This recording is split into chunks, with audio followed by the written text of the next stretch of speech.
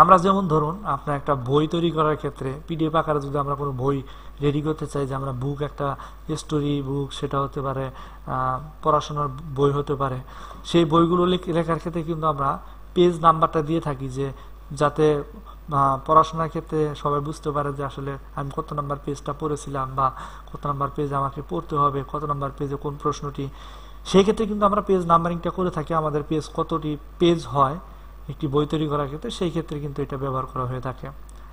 এখন আপনি সেটা কিন্তু top of page, বাটম of page, page margin, current position, এখানে অনেকগুলো অপশন আছে।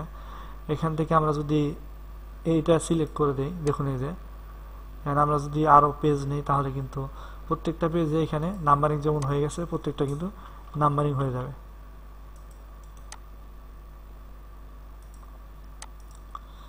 আশা করি বিষয়টি বুঝতে পেরেছেন।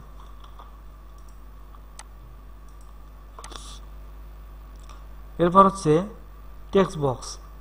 এটা হচ্ছে একটি বক্স, এই বক্সের ভিতরে আপনি টেক্সট অ্যাড করতে পারবেন। যেমন ধরুন বাই ডিফল্ট কিছু টেক্সট দেওয়া আছে, এই টেক্সটগুলো আপনি কিন্তু চেঞ্জ করতে পারবেন।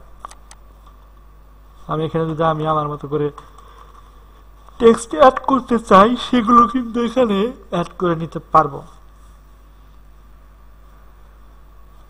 এখানে আমরা টেক্সট যদি অ্যাড করে দেই,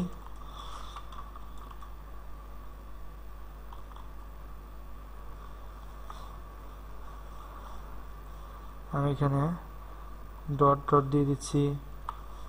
এরপর হচ্ছে মাই ফাদার,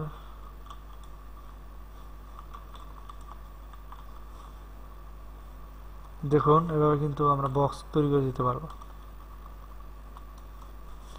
বক্সে লেখা লিখলে কিন্তু এই লেখাগুলো অ্যাড হয়ে